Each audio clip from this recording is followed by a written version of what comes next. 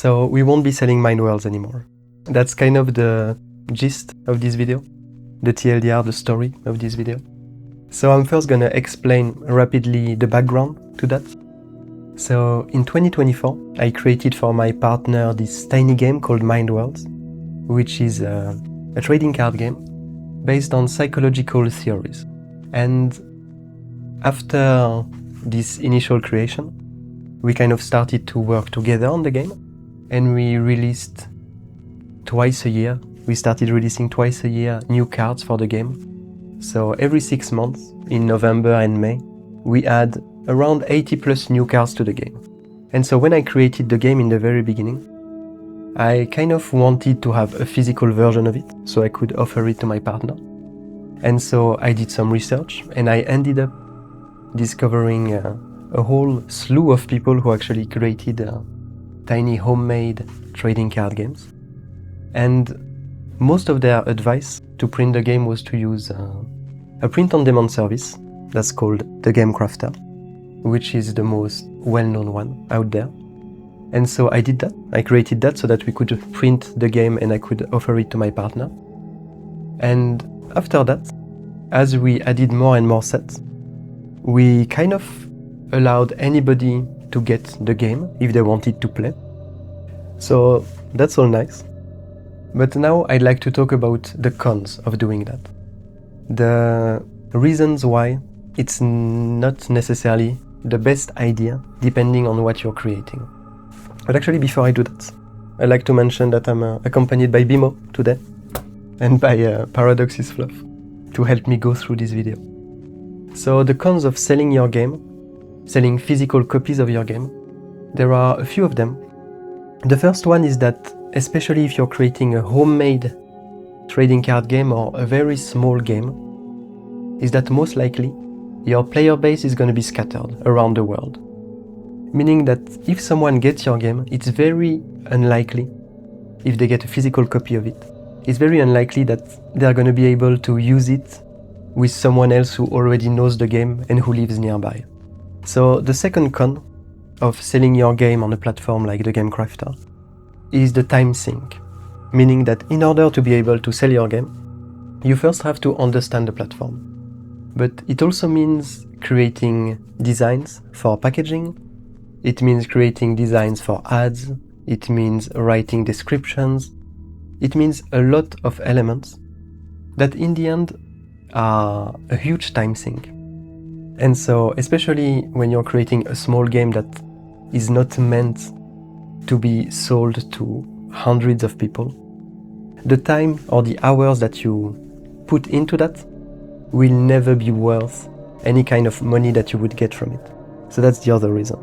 And the last one, the last con, the last reason why selling your game is an issue for living games, meaning for games that you keep on updating over the years, is crystallization. So it's something that is kind of the legacy of most of the card games that we know, the big ones, which is that every card that they design has to stay roughly the same over the years. They cannot apply changes to cards that have already been made. And it's something that's a huge problem for us as creators of really tiny games with small communities, is that usually we are one or two people designing the game, designing the cards, and we are maybe 10 people playtesting it. And so what ends up happening is that you have issues that fly through, that fly under the radar. And so you have all these things that you can't necessarily catch before the release of the game. And so you end up with these issues. And these issues are directly linked to selling physical cards. Because by selling physical cards, you have an incentive to almost never change cards that have already been printed. And so now that we talked about that, I guess we can mention the alternatives. So selling your game, selling physical copies, is one of the ways to allow people to play your trading card game or your living game. And it's something that's really nice, especially for you, to be able to buy your own card or to print them. But as we discussed previously, most likely your player base is scattered around the world, and it doesn't really work for them. And so the alternatives are online alternatives. So basically Tabletop Simulator, playing cards online, PCIO, and other platforms like that, where people can easily play your game for free, and all you have to provide is the game itself and the rules.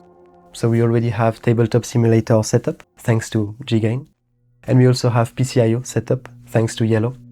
So 2 people interested in the game that ended up creating tools for it, which is awesome, and then we are slowly building up on top of it. But anyway, so you have Tabletop Simulator, PCIO, and other platforms like that.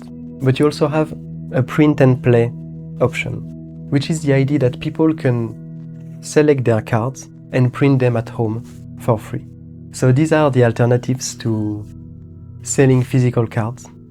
And so you can really think of your game like a software. And every new set is some kind of patch. It's a patch to solve some bugs that you identified that exist from prior iteration of the software. And every new set is an opportunity to add new features to it. Here, what we do is that every new set, we add new cards, so it's the features that we add, and we correct some bugs, so we change cards from the past and we adjust some rules. So that's kind of the idea behind it, to get away from selling physical copies and to be able to go towards a system that's closer to what Hearthstone did, which is having your game behave more like a software that slowly gets refined over time, and that has to crystallize over cards that have already been printed and products that you do not want to change because people already bought them. So that's the idea. And the big goal for years and years to come is to slowly work towards creating our own client for the game, our own online client. So it's something that is not in the near future. It's not going to happen this year. It's not going to happen next year. But it's something that we are slowly working towards, that we are slowly designing for. And that's kind of the end goal of the game, for it to have an online platform in which you can play it, in which you can deck build, in which you can see all the update changes, and to finally really turn the game into a software. And so I think that's it. Thank you peeps, for being part of it. The 4th set is on its way, by the way, 4th set of Mind Worlds. We've been working on it. The cards are all here. We are starting some playtesting. We have a new design for the secret cards. And don't hesitate to join our Discord. If you haven't done it, you can just come and have a chat, discover what's up, ask some questions, help us make the game better, and have a great day.